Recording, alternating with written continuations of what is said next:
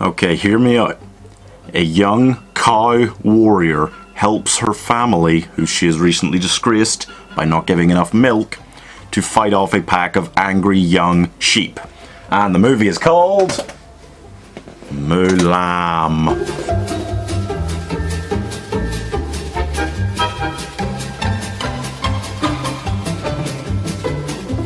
Before I start, I should mention that you guys can argue about pro-democracy movements and overpriced premium Disney Plus fees all you want in the comments. I'm just here to review the movies. I figured it would be nice to ease into talking about the new Mulan movie by talking about the much less controversy-filled original animated movie. So we're going to do something which feels ridiculous after having watched both of them, and try to compare the two as two sides of the same coin. They are not the same movie. No. You could talk about minor cosmetic changes and story differences, but in short, these are just completely different movies, okay? So, Mulan.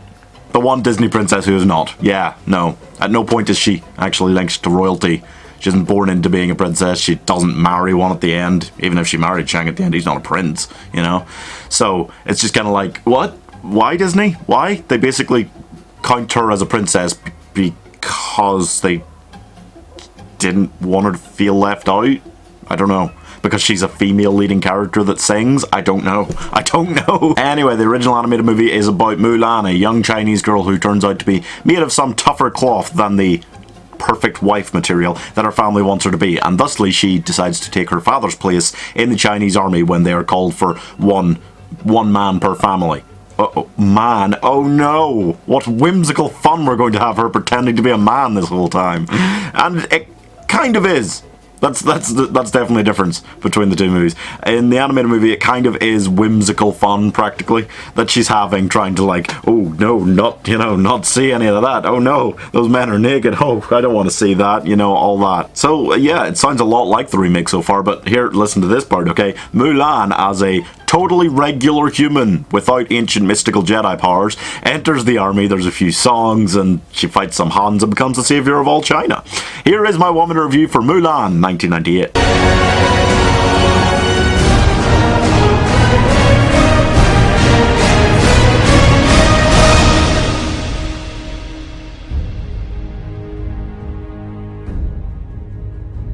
This has always been a real favourite for me amongst Disney movies. It's not quite The Lion King, but I prefer it over things like Beauty and the Beast, for instance. It's just got it all for me in Disney terms. There are several amazing songs. Everybody really sleeps on A Girl Worth Fighting For and Bring Honor to Us All in favour of Reflection and I'll Make a Man Out of You. But there you go, 4 fantastic songs. That's more than Frozen had. Oh, what? Oh, sneaky boy. Besides that, it's got this incredible lead, some really great comedy, especially Mushu. Come on, it's Eddie Murphy. And it still manages to be both serious and heart-wrenching, all while having all this comedy and music along the way. So it really fits. Those are like the 4 pillars of what you want a really great Disney movie to be. And there you go, it's got all of them tick-tock done. There are so many incredible moments throughout this movie. I'm surprised every time by how much I really do truly love it. So I'm giving the original Mulan 86 out of 100. Also, I mean, come on. I'll Make a Man Out of You is like the greatest Disney song, period. Way better than Let It Go. What? Anyway, then they decided they wanted to make a remake, huh? With the original animated movie only just about being old enough to drink in the US, right? They decided they wanted to tell a serious version of the Mulan story. That's something that really annoyed me from the off when I saw it and kind of saw the direction they were going with it and saw the trailers. I found the animated movie to be really serious in a lot of ways, and it's got enough for that while still being suitable for children. And then they kind of decided, no, we're going to take out the comedic bits, the songs, and we're just going to go full on into this warring movie thing, while also still making it kind of for kids. It seemed dodgy to me. And then I saw they were adding in magic in the trailers, and I basically went, oh god, I basically wrote it off. Essentially, this Mulan goes off to war in the same way after disappointing her family with the matchmaker. This time, it's a much more fleshed out and yet somehow less menacing Mongol invader, and his magic lady who sometimes turns into a flock of birds and sometimes just turns into one bird. And she chose to just turn into one bird at the end when she... I mean, no spoilies! Basically, from there, the film kind of works in a pretty similar vein to the animated one, but it feels like a lot of these Disney live-action remakes, like it's travelling at a parallel road to the original. A road which takes more turns and is longer, gets to the same place, hits the same checkpoints along the way, but feels very different. Yeah, there is no songs at all, which was a bit of a bummer for me in a way, though they steal enough lyrics from them that you'd be confused into thinking they kept them in. But can this overcome my initial prejudices against the trailers and ideas and make an impact? Here's my woman review for Mulan 2020. I'm Hua Mulan. I will bring honor to us all.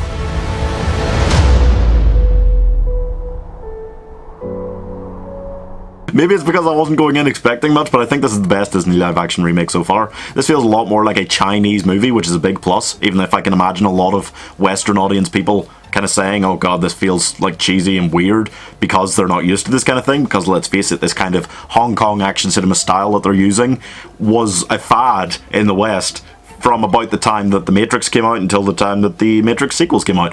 And thusly, kind of, you could be tricked into like looking at this and thinking, oh, that's so outdated, you know, it's old-fashioned, it's early 2000s stuff, but it's not. Basically, this is Crouching Tiger, really well-hidden dragon, because they have left out Mushu, but I don't mind that. After having watched the film, I kind of go, oh, because they've made Mulan's journey, the deceitfulness against the army and all that, feel like such a solitary journey, and they couldn't do that, obviously, with Mushu there by her side. It shows off China beautifully. I got a lot more on board with the action as it went along, and by the end of it, I was just kind of going, fuck yeah, girl, get him! And I never expected to love it that much, but I really did. I'm giving this 82 out of 100. Still doesn't beat the original for me, obviously. I think only Dumbo's done that for the Disney live-action remakes for me. Anyway, that's all for this video. Thank you guys for wait, what's that? The secret 1 minute review buzzer? Don't tell me we have to review that piece of... Mulan and Shang are sent after getting engaged and discovering just how different they really are. As different as her dad puts it, the sun and the rain. To bring 3 princesses to a neighbouring kingdom, so all 3 of them can be married to the sons of that neighbouring king or whatever. You'd really think, you know, if you're going to marry off all 3 of your daughters in arranged marriages to strengthen alliances with fellow countries, pick 3 different countries, 3 different marriages.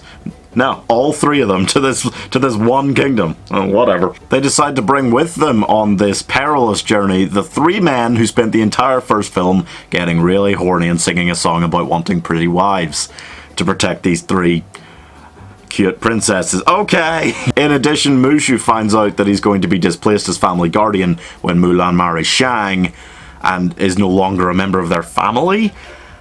And he then becomes the villain of the film. Literally, there's no other conflict. They run into a bunch of bandits, and I checked the timestamp on this.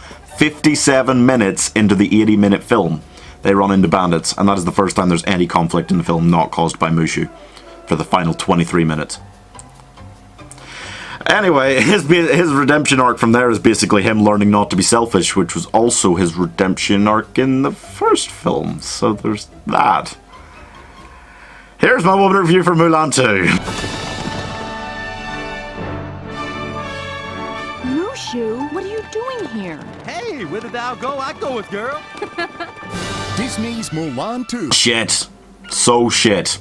Shit even by the low standards for Disney direct-to-video sequels. They tear the characters of Mulan, Mushu and Shang apart so completely. The animation is a terrifying abomination, which leads to images like this that'll be forever burned into my mind, and the songs are garbage. One of them is just a reprisal with worse lyrics of A Girl Worth Fighting For.